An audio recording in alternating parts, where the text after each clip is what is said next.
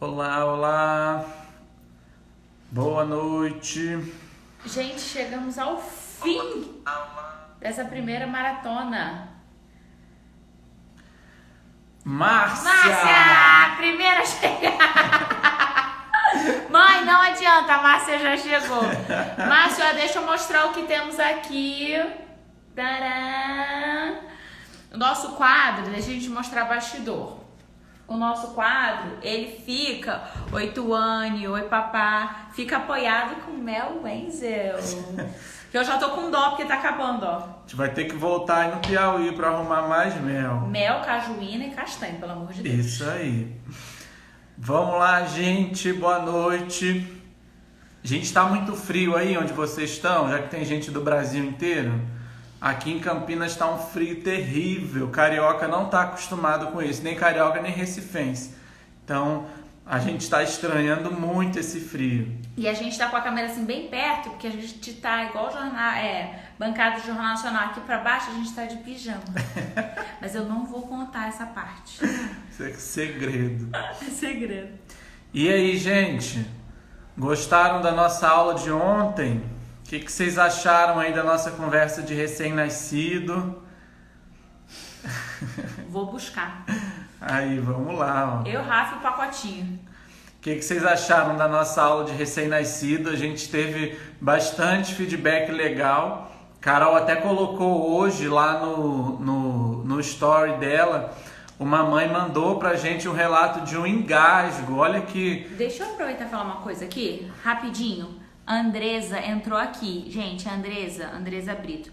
Ela desenvolve um projeto lindo com crianças sobre educação e saúde focado em prevenção ao abuso infantil.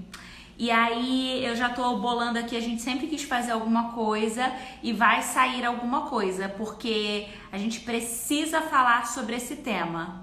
Ó, outra coisa, Bim, Marielle acabou de entrar. Eu já tô falando pra Marina pegar esse curso, transcrever pra já começar a aplicar aí, tá? Pra ter curso de primeiros socorros pras comunidades lá em Picos, Massapê. Ô, Andresa, dá um tchauzinho aí, Andresa Brito.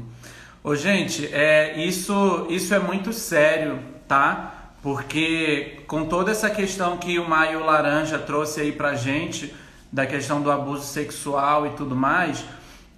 isso é uma coisa para você pensar. Sabia que as suas crianças, as crianças que você cuida, se você é professor, se você é educador ou até filho mesmo, sabia que elas podem estar expostas ao abuso sexual, à exploração e tudo mais, não só sexual, físico, emocional, tudo isso.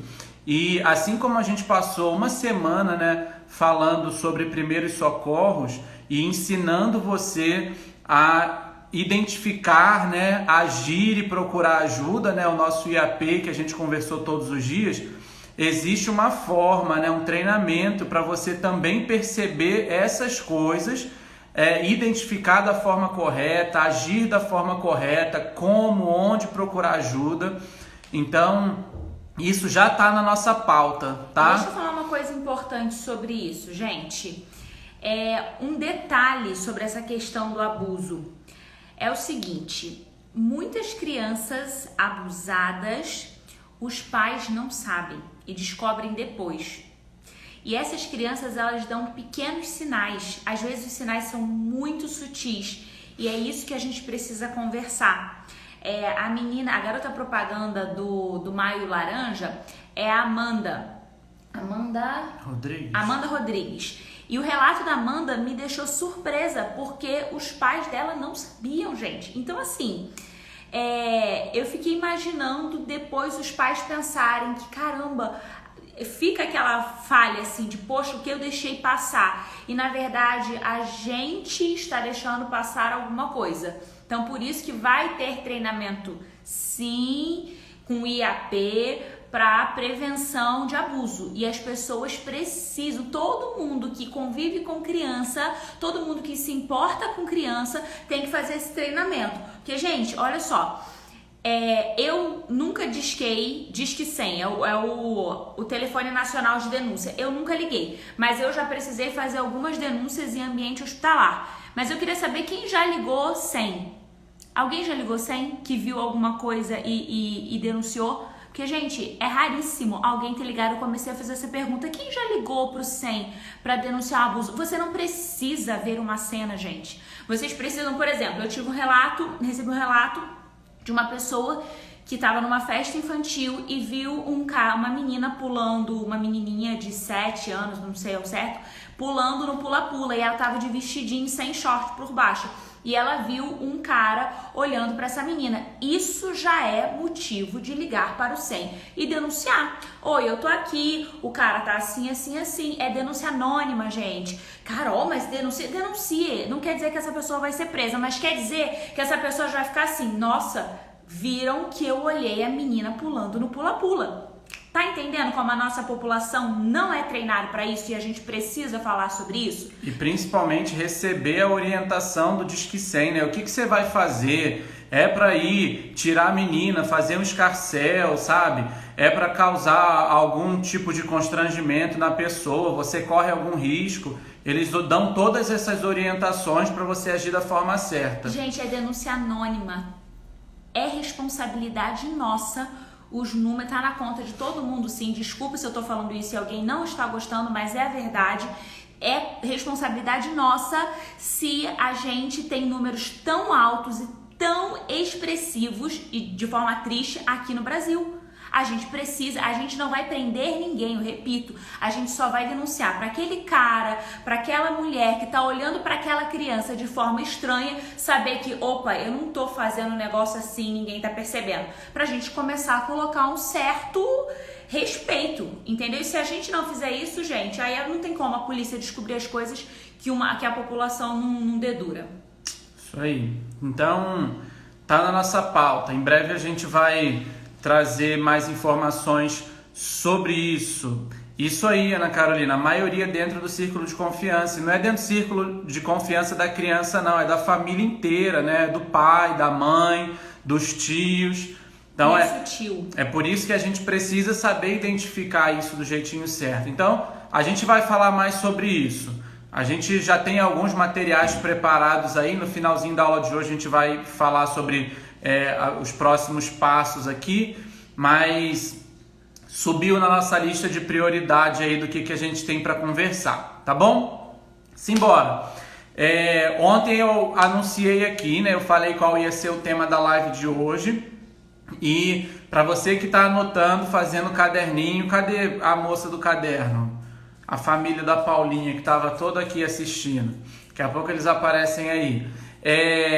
Hoje o tema da nossa aula tem que ir na emergência? Tá na hora de ir para emergência? Não consigo falar com ninguém. O pediatra... Não perdeu o costume. Manda o aviãozinho. Eita. Mas peraí, Gente, não é blogueira. Primeiro eu vou explicar o tema, depois você manda o aviãozinho, que você já vai saber o tema, né? Ai, Ana Carolina. Ai, é a Ana. Oi, Ana.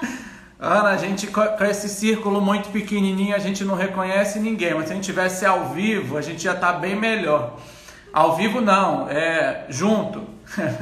Então, hoje o tema tem que ir na emergência. Se você não consegue falar com seu pediatra, se você já não vai pedir muita ajuda para sua vizinha, se ela não fez esse curso aqui, né? Então, você não tem para quem perguntar. Então, vamos listar hoje de forma bem didática, bem clara, quais são os sinais que indicam para a gente necessidade de ir para emergência naquele momento, tá? Para não deixar dúvida, se for aquele momento, poxa, eu assisti a aula de diarreia e vômito, eu assisti a aula de febre, mas estou na dúvida, ainda não sei. A gente vai falar exatamente isso hoje, tá? Então, para não perder o costume aí, aperta esse avião abençoado aí, manda para todo mundo que tá no seu Instagram, que tem criança em casa, para chegar aqui com a gente e participar, tá? Foi o que eu tinha falado. Hoje é uma das aulas mais importantes que a gente tem, tá? Não é porque é a última não,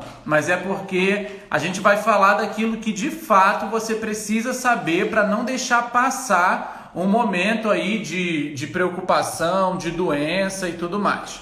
Certo? Então, manda o aviãozinho aí pra gente começar. Eu vou abrir a porta.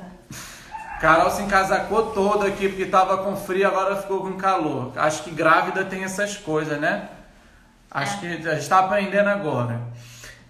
Vamos lá. Recapitulando, né, um pouquinho do que a gente falou ontem. Ontem foi nossa aula de recém-nascido. Foi super legal, super legal.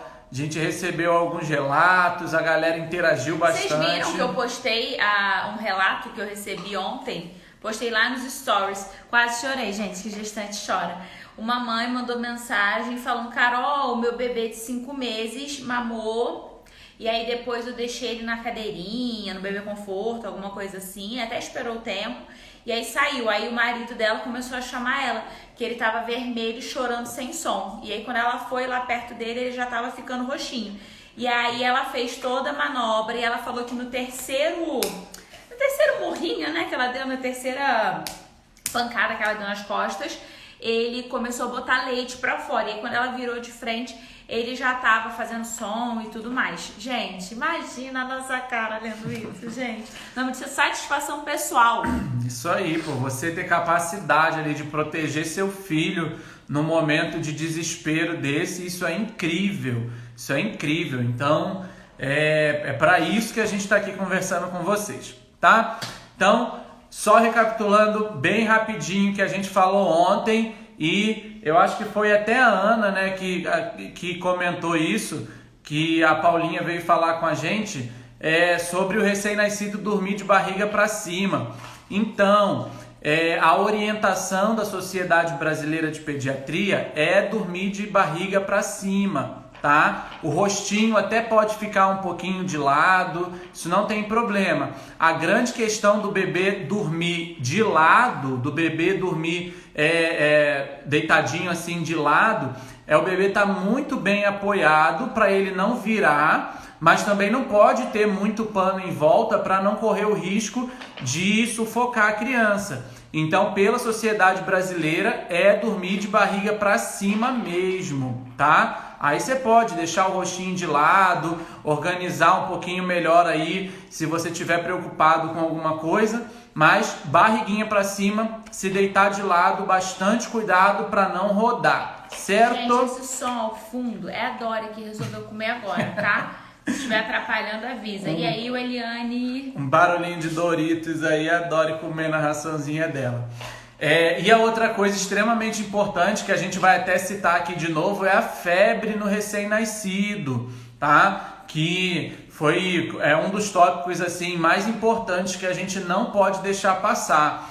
Botou o termômetro, viu que tá ali 37,8 para cima... Cuidado com superaquecimento, então se tem muita roupinha, muita manta, abre um pouquinho para ventilar, mas se o recém-nascido mantiver aquela temperatura, emergência, tá? Tem que ser avaliado. Ok? Vamos começar? Vamos começar? Já mandou esse aviãozinho aí? Simbora, que hoje a gente tem alguns tópicos, mas... como o conteúdo é muito útil, a gente não quer enrolar muito para não bagunçar a cabeça. Então a gente vai direto ao ponto para não mexer muito aí nas coisas. Uma coisa importante para a gente explicar para vocês, e que a gente percebeu muito com esse curso, é o seguinte: rola uma curiosidade e querer saber algumas coisas que não são de fato tão importantes. Então essa aula, por exemplo, que tem que ir para emergência, a gente foi bem objetivo, porque educação em saúde ela vai por dois lados. Quando a gente vê que a criança está na emergência por um motivo que não necessariamente precisaria estar ali, sendo exposto a vírus, a bactéria, toda aquela sujeira de hospital, esse é um extremo.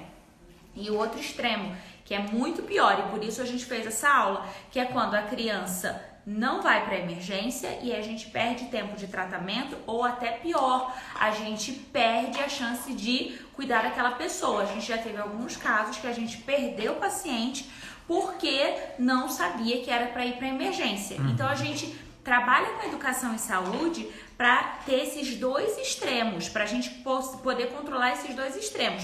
Nem ir demais, nem não ir quando é de fato para ir para emergência. Tá bom? Oi, Evelyn. Simbora, vamos lá. Então, só tá faltando a dentista. Então, nosso tema de hoje é: tem que ir na emergência? Sobre isso que a gente vai conversar. Então pega seu caderninho aí, coloca o tema em cima e a gente vai pontuar todos os sinais mais importantes que indicam a necessidade de ir na emergência, tá? Então, vamos começar. A primeira coisa que a gente separou aqui são as coisas conectadas, né, ligadas à desidratação. Porque desidratação é um sintoma, né, algo que a criança pode apresentar que é difícil de controlar em casa. Então, se a criança está apresentando sinais avançados de desidratação, a gente precisa ir para o hospital. Não dá para a gente tentar controlar em casa. E o que a gente vai, prestar atenção, né, para tirar essa dúvida nossa? Seguinte, se a criança está apresentando vômito ou diarreia e você não está conseguindo hidratar ela de forma a repor tudo que ela está perdendo, isso significa para a gente que, se continuar nesse caminho, a criança vai desidratar e vai apresentar os sinais que a gente conversou lá na aula de vômito e diarreia. Boca seca, saliva mais grossinha, choro sem lágrima, tudo isso é sinal de desidratação. Fundo. Isso aí, o olho fica mais fundo. O xixi pode parar de ter xixi? Pode, mas lembra que se for só o xixi que você reparou, provavelmente é porque a ingesta tá ruim, o que tá botando pra dentro de líquido tá ruim e tudo mais. Normalmente vem o pacotinho tudo junto, tá bom? Isso aí. Choro sem lágrima, boca seca, saliva grossa, você não vê aquela boca babadinha, a criança tem aquela boca toda molhadinha? Você não vê isso na criança, tá? Então isso é uma coisa que vocês têm que... a gente sabe que dá uma certa aflição, gente, mas tem que parar, respirar, acalmar e olhar a criança. Ai, mas ele me assustou, porque vomitou 5 vezes. Realmente, gente, quando vomita, e vomita pelo nariz, vai dando uma agonia, e vômito e diarreia tudo junto, dá uma agonia. Para, acalma a criança, acalma você, sai daquele cheiro de vômito e olha o seu filho. E aí você começa a reparar e lembrar tudo que a gente conversou e tudo que vocês aprenderam aqui, tá? Porque às vezes a criança tá numa festa, enche a barriga de um monte de comida, já nem cabia mais ali, e aí se vomitar, vai vomitar muito mesmo, e aí as mães chegam, ai, vomitou pedaço, misericórdia, mas é isso que a gente escuta. Mas se a criança estava comendo muito, ela realmente vai vomitar muita coisa, mas o mais importante é acalma a criança e observa, vê se ela está apresentando alguns dos sinais de alarme que a gente já conversou e que a gente vai falar hoje.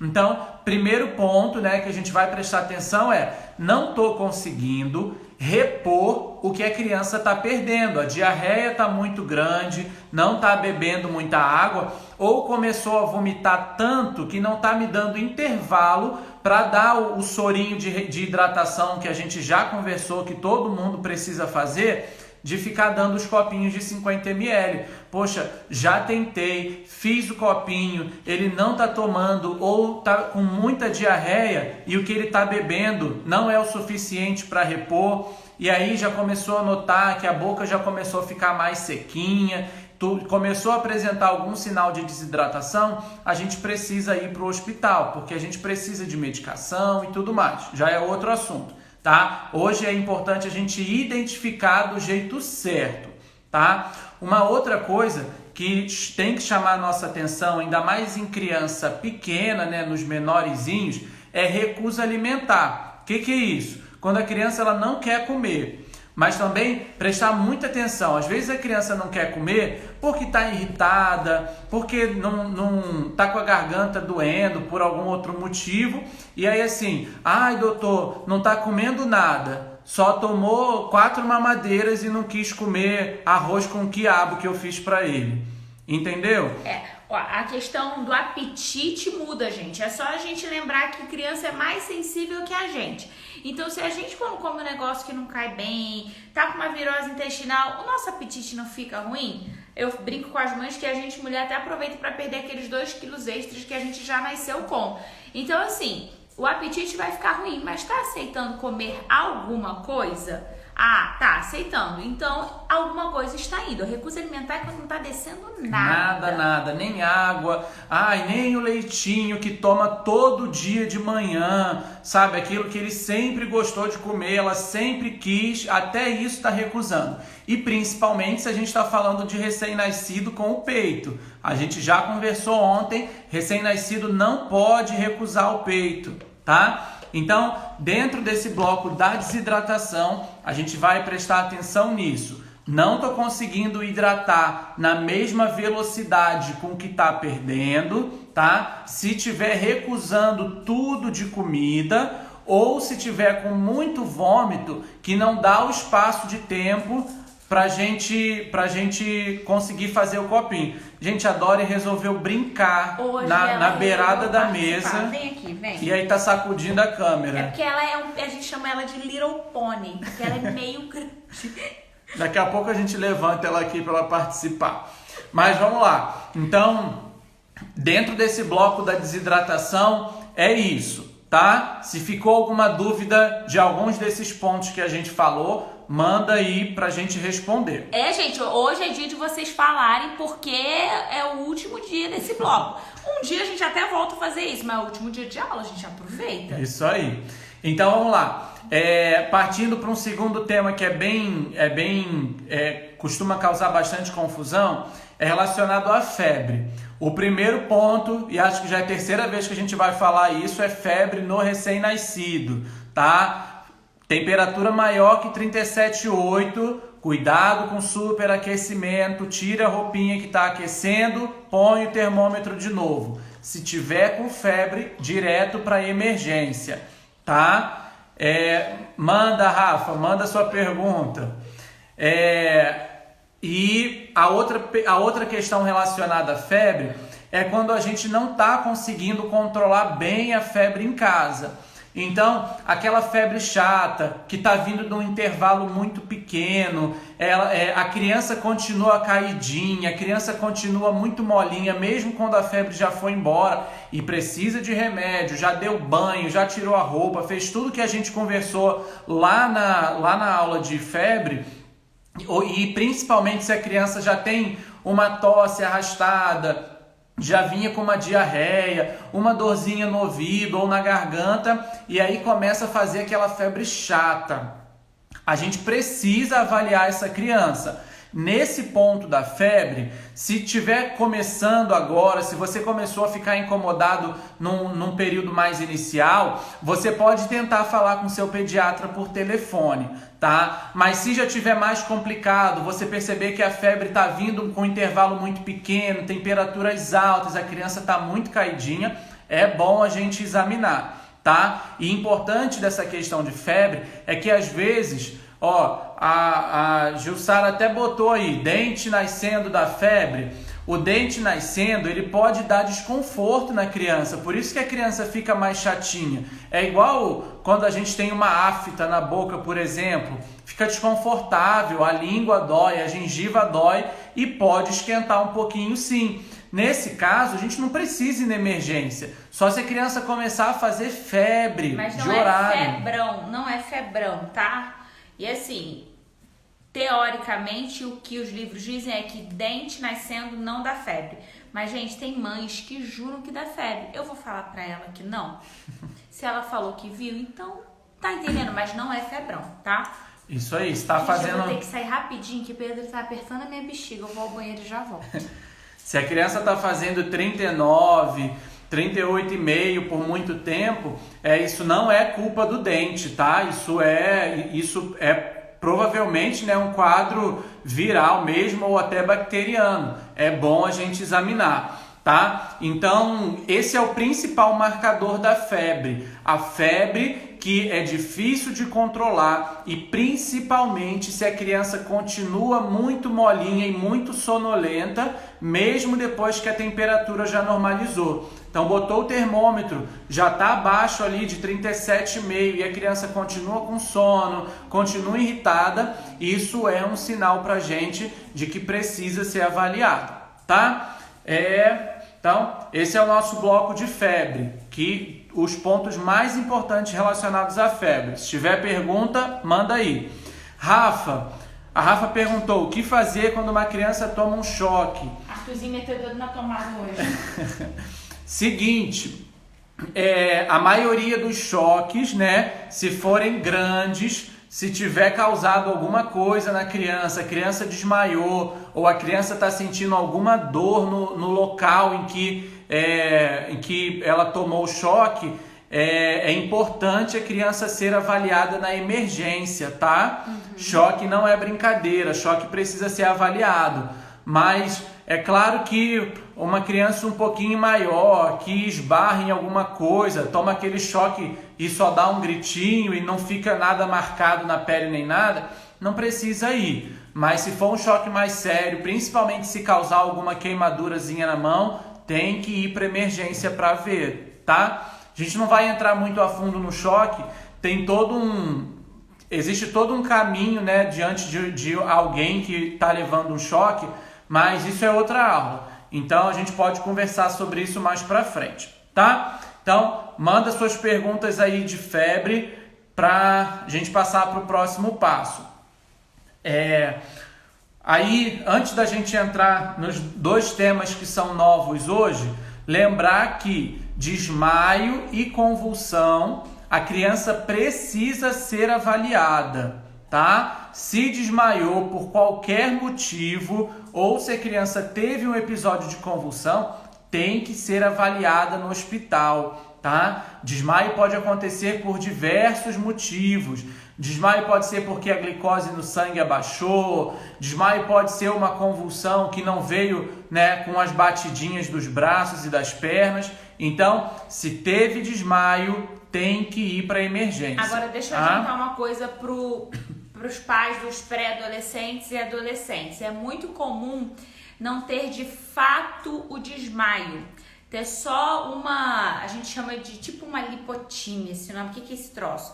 É quando cai, mas não chega a perder a consciência. Fica meio lento, mas não chega a perder a consciência. Isso acontece muito com pré-adolescente e adolescente em período de férias. Por quê? Dorme muito e aí a criança vai e levanta muito rápido. Quando a criança levanta muito rápido, a pressão, que já é meio baixa no adolescente, baixa mais. E aí, por queda de pressão, uma quantidade menor de sangue no cérebro, a criança, o adolescente fica tonto e cai. A gente chama de teto preto.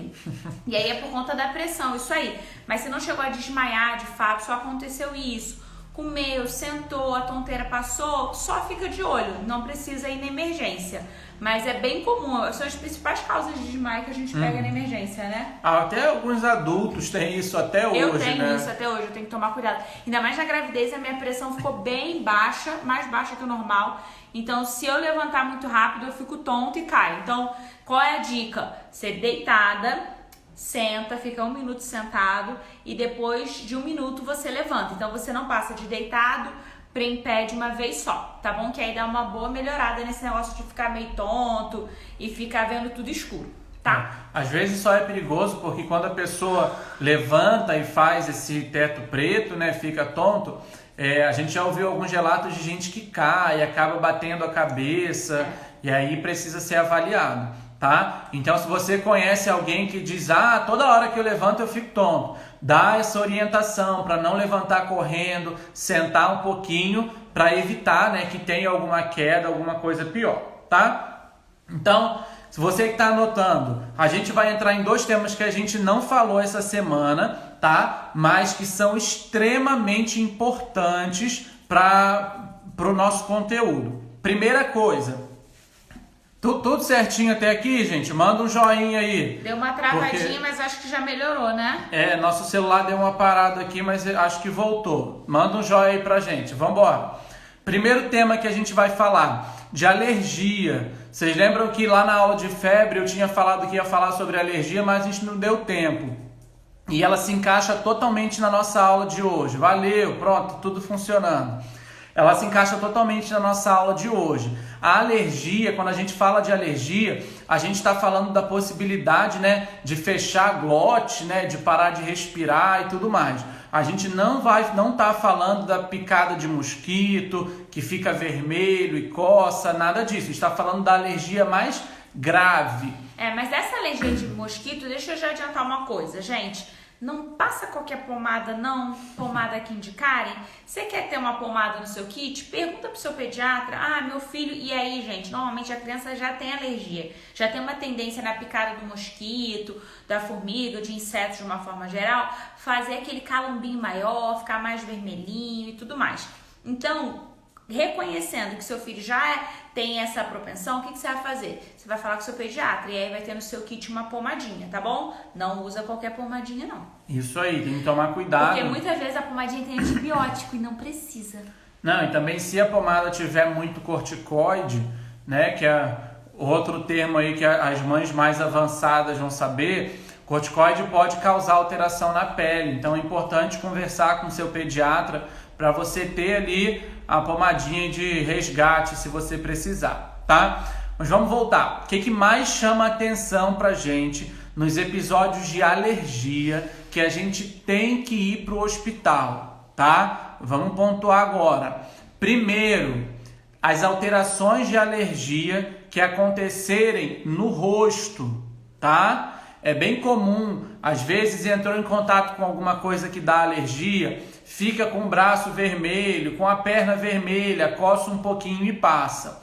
Mas se entrou em contato com alguma coisa diferente e aí a boca começa a inchar, fica com aquela boca grande, ou se a orelha inchar ou o olho, tá? Então, boca, orelha e olho. Aqui pra cima, ó, começou a ficar uns negócios meio vermelho, meio grande, meio diferente. Tipo assim, comeu um negócio que nunca comeu. E aí, depois, normalmente costuma ser rápido. Viu que parece que colocou, né, botox, né? Sei lá, botou um treco na boca aí e ficou com a boca grande. Ou então a orelha começa a ficar vermelho e inchar, fica grande mesmo, tá? Fica com o olho bem grandão, assim. Quem já viu algum episódio de alergia mais séria sabe do que eu tô falando. Então, percebeu que entrou em contato com alguma coisa nova ou alguma coisa que você sabe que tem alergia e apresentar algum sintoma no rosto, tem que ir para emergência. Nesse caso, tem que ir rápido, tá? Porque assim que a gente recebe esse paciente na emergência, normalmente a gente nem espera a burocracia de fazer ficha nem nada. A gente atende logo porque precisa fazer a medicação rápido. E outra coisa, sem ser no rosto, que marca pra gente também a necessidade de ir para emergência encostou em alguma coisa no pé, que você tem alergia. E aí fez lá um machucado no pé, tá coçando bastante, mas tá lá. É o normal. Não, sempre encosto nisso aí, alguma tinta, não sei, alguma planta, sempre encosta e sempre fica assim. Mas aí você encostou e começou a aparecer vermelhidão em outra parte do corpo, encostou o pé tá coçando. Daqui a pouco as costas estão coçando também, quando você vai ver tem um vermelhão nas costas.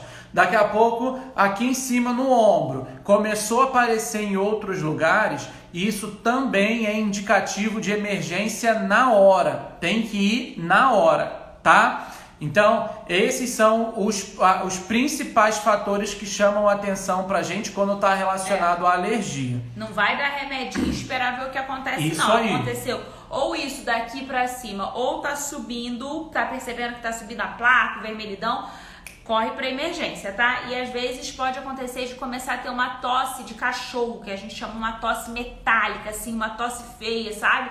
Se isso acontecer, aí você vai correr mais rápido para emergência, tá? Isso aí. Normalmente, o fechar glote, né, que muita gente fala, que é quando a gente tem inchaço, né, na via respiratória, no caminho do ar, ele não acontece assim de uma hora para outra. Normalmente a criança ou o adulto percebe que está coçando, percebe que está incomodado, e aí a fala fica estranha e na maioria das vezes começa a tossir.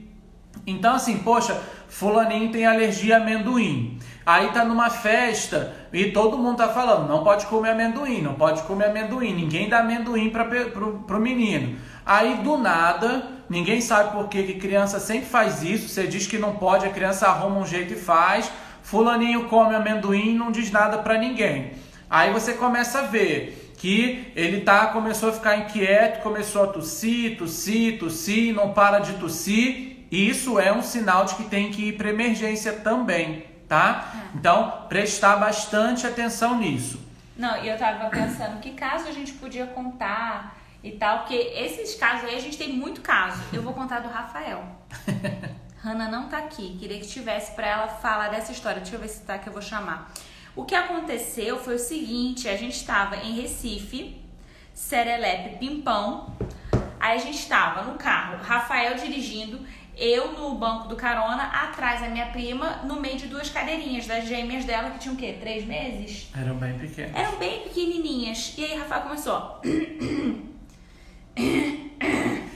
E a gente, o que foi, Rafa? Aí Rafael vira e fala assim, minha garganta está formigando, dá uma olhada aqui. E aqui o céu da boca dele todo vermelho. E Recife, quem é de Recife já sabe tava isso? inchado, Já tava começando a inchar, gente. E Recife, quando trava o trânsito e era o horário de rush, você não anda em Recife. E aí a gente começou a ficar desesperado. Aí, lógico, eu tinha alguma medicação na bolsa e aí eu dei pra ele. Quando a gente chegou no hospital, você começou a melhorar, não foi? Deu tempo da medicação fazer efeito, porque eu tinha medicação.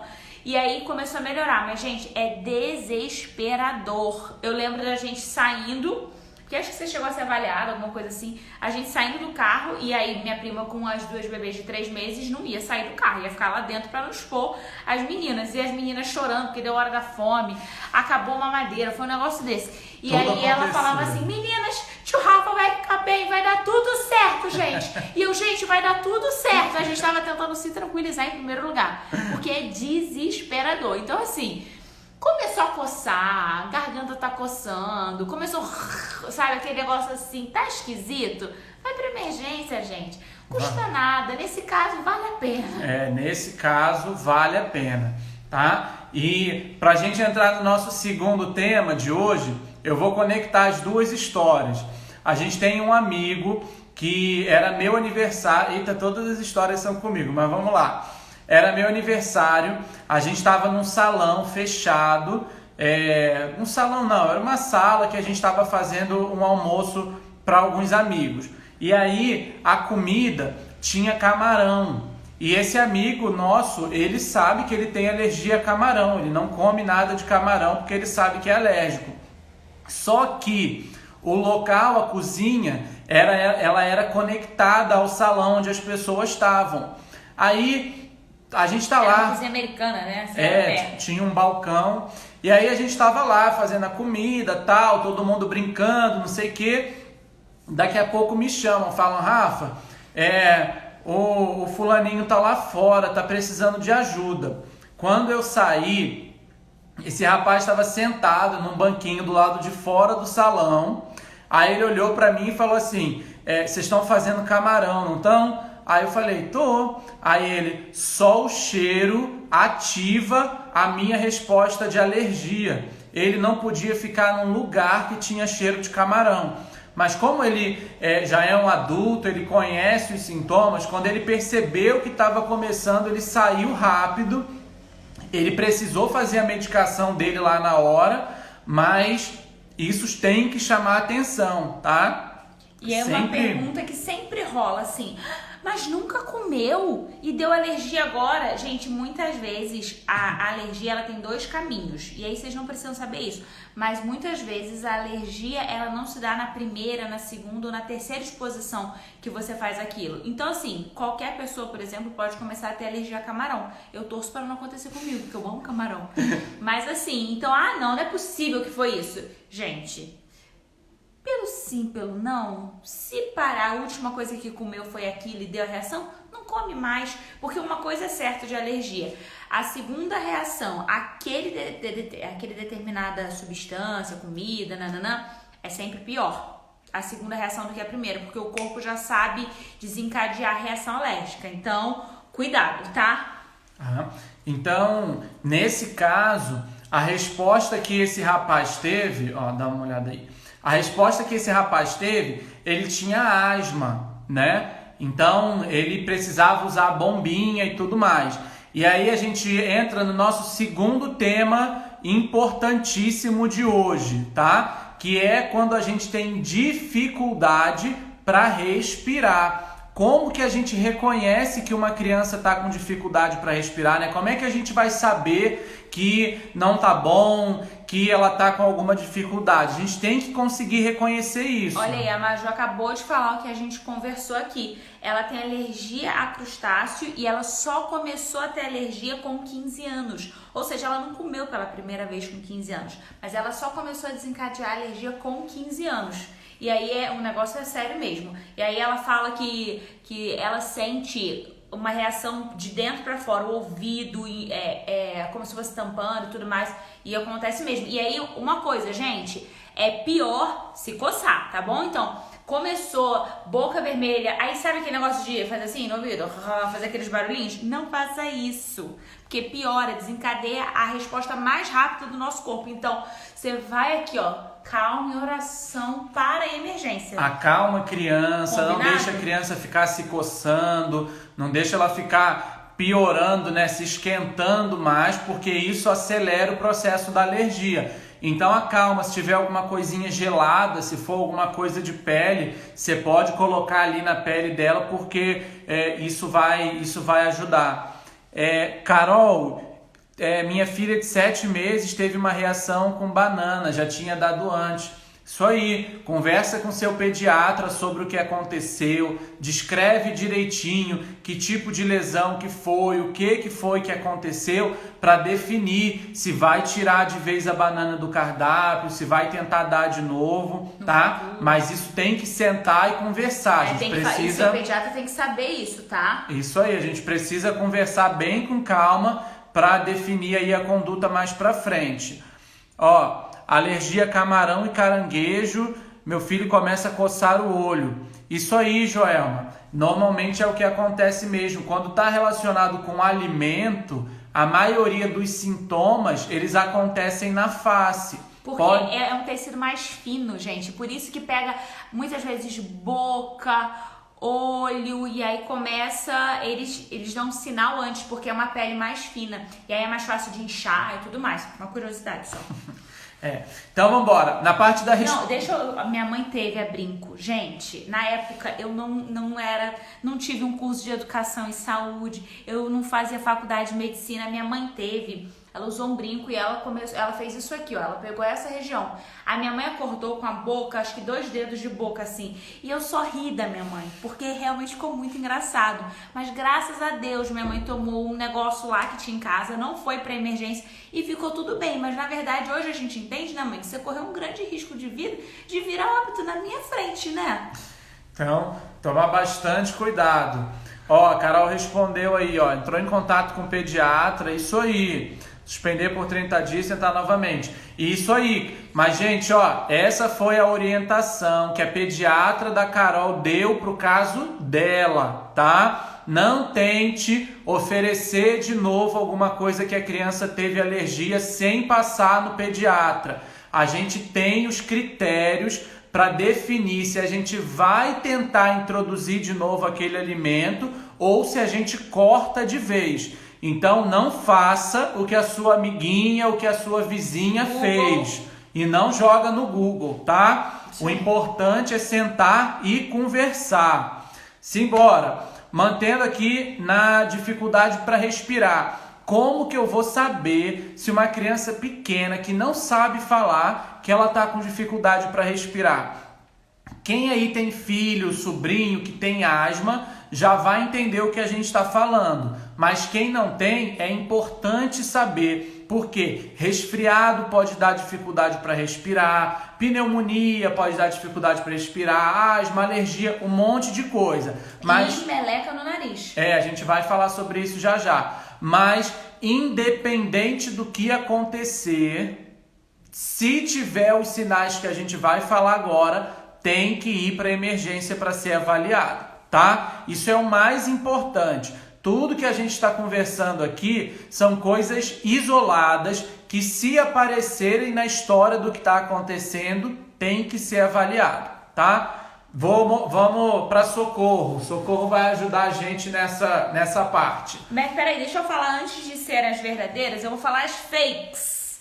E essa, gente, é uma fake que pega uma boa parte das mães, principalmente se for mãe de bebezinho.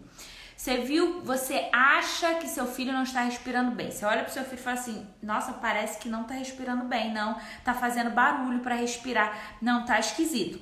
Primeiro lugar que pode fazer barulho para respirar, talvez não sejam os pulmões, seja aqui, ó. E, gente, qual o tamanho do nariz do recém-nascido? Desse tamanho assim, né? Então, uma gota ali, eu falo com as mães, uma gota de meleca cada lado, mãezinha, já deu ruim, que já não respira, ele não sabe que tem a boca para respirar. Então, o que a gente vai fazer no recém-nascido primeiro? Lavagem nasal. Ah, mas pode ser aquele assim, do sprayzinho? Até pode, mas a eficiência do soro e seringa não se compara. E aí, eu sei que dá medo. E a gente vai fazer uma aula mais pra frente de lavagem nasal. A gente pode pegar umas crianças de tamanho diferente e fazer na real, tá? Dá agonia, gente. Eu sei que dá agonia porque eu tenho agonia de olhar. Mas é necessário. E a criança não sente dor, gente. A criança tem agonia porque tá jogando água no nariz.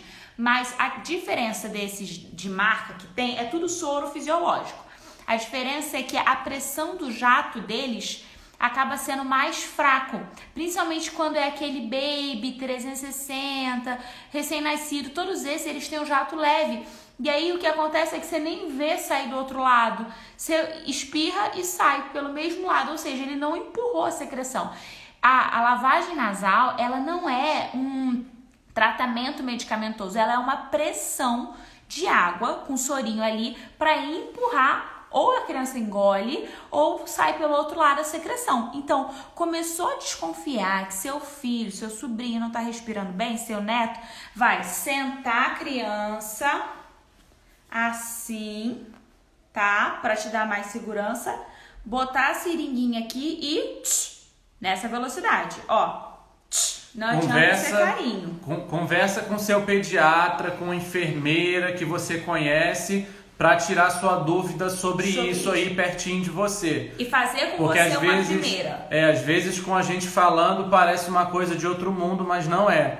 Então, próxima vez que você encontrar sua amiga enfermeira, técnica de enfermagem, seu pediatra, conversa sobre lavagem nasal para te mostrar direitinho como é que funciona. É fácil e aí foi isso que Carol falou. Muitas vezes, mas muita mesmo, a gente pega as mães preocupadíssimas na emergência e aí a gente faz o exame físico, faz tudo direitinho e fala assim, mãe, vamos lavar o nariz ali? Depois que lava o nariz a criança dorme, a criança descansa. Não, e a gente tem história com a mãe que acabou de entrar, né? Vou contar. Kelly, você tá aí? Se tiver, manda um oi. Gente, foi lavagem nasal que a gente fez várias vezes com o do meio dela. Tem 3 meninos. O do meio tava super obstruído e a gente quer lavagem nasal. Ela, gente, pelo amor de Deus, lavagem nasal. Aí a gente foi assim, tipo uns 2, 3 dias de conversa. Depois a gente fez lavagem nasal. E assim, gente, é uma coisa super simples e que muda muita coisa. Tá vendo? É maravilhoso. Quando você se apega à lavagem nasal, com soro e seringa, gente, só não faz soro gelado, pelo amor de Deus, que é muito desconfortável, tá? Tá em temperatura ambiente. Isso aí. Mas vamos voltar. Bom. Então, percebeu algum sinal, né, de esforço? Primeira coisa, lavar o narizinho. Quais são esses sinais de esforço que a gente vai ver? Ó, deixa eu dar espaço primeiro que é fácil de olhar, você não tem muita dúvida, é quando a aba aqui do nariz, ela começa a mexer para respirar. Então, a criança, na hora de puxar o ar, a criança abre o nariz e quando vai jogar o ar para fora, a criança fecha o nariz. E a criança começa a fazer isso o tempo todo. Isso é um sinal de que ela está com dificuldade para respirar. Pode lavar o narizinho da criança nesse momento que você notar isso, tá? E muda de decúbito. A Maju falou um pouquinho acima que estava certo. Se a costelinha da criança marcar, você não vê normalmente a costela de uma criança, a não ser que seja muito magrinha, tá? Mas se a criança toda hora que vai respirar, você vê que a costelinha tá aparecendo, né? A costela fica nas partes aqui mais em cima, do lado daquele ossinho do meio que a gente já conversou. Se começar a ver que a criança toda hora que vai respirar, a costelinha tá marcando. Afunda entre as costelas. Isso aí, você vê a costela. Mas deixa eu falar só uma coisa aqui, que às vezes eu vejo que as mães têm essa dificuldade. Se o bebê for pequenininho, gente, tudo é menor. Então o nariz é menor, o que bate é muito discreto. Então é pra ser uma coisa meio doida. Você fica assim na criança, ó. Acalma tudo, a criança se movimentando. Você não vai conseguir ter um parâmetro, então dá uma acalmada. E é isso aqui, ó, gente. É um olhar de Sherlock Holmes, assim, ó. E aí vê se entre as costelinhas, não é barriga subir e descer não, tá, gente? Porque tem muita criança que tem essa respiração abdominal. O bebê respira mais a respiração abdominal. É mais abdominal. E aí você vai olhar entre as costelinhas. Você bota a mão nas costelinhas dele. Você sente as costelinhas. E você vê que afunda entre elas, quando tá respirando, aquela coisinha discreta. Você, opa, já lavei o nariz. Já botei mais em pezinho. Tá marcando a costela de verdade. Já lavei o nariz. Continua mexendo, abrindo e fechando para respirar. Opa, é de verdade. Isso aí, tá? E aí o último, que é bem parecido com esse, é quando ao invés de marcar a costela, normalmente vem os três juntos, né? Vai um aparecendo logo depois do outro. É quando a gente tem a marcação dessa última costela. Então começa a entrar bem aqui embaixo. A criança respira e embaixo da última costela começa a marcar. Você pode ver em você aí. Na nossa aula lá do engasgo a gente falou, né? Do finalzinho aqui do osso do meio, a parte mole da barriga. Então, ali faz a marcação também se a criança tiver com dificuldade, tá?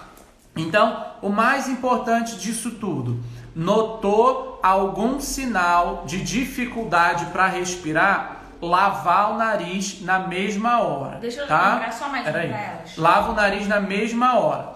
Terminou de lavar o nariz, a criança continua com o narizinho mexendo, as costelas marcando, então precisa levar na emergência, principalmente se a criança já tiver uma tosse, se a criança já tiver algum outro quadro que justifique aquele cansaço. Tá? Então, prestar muita atenção nisso. E aí, gente, o último sinal, então, nariz desce pra cá, ó. A gente chama isso aqui de fúrcula. Retração de fúrcula. Tá vendo que eu respiro? E você não vê nada acontecer? No máximo você vai ver minha aorta aqui dando uma pulsada, reflexo.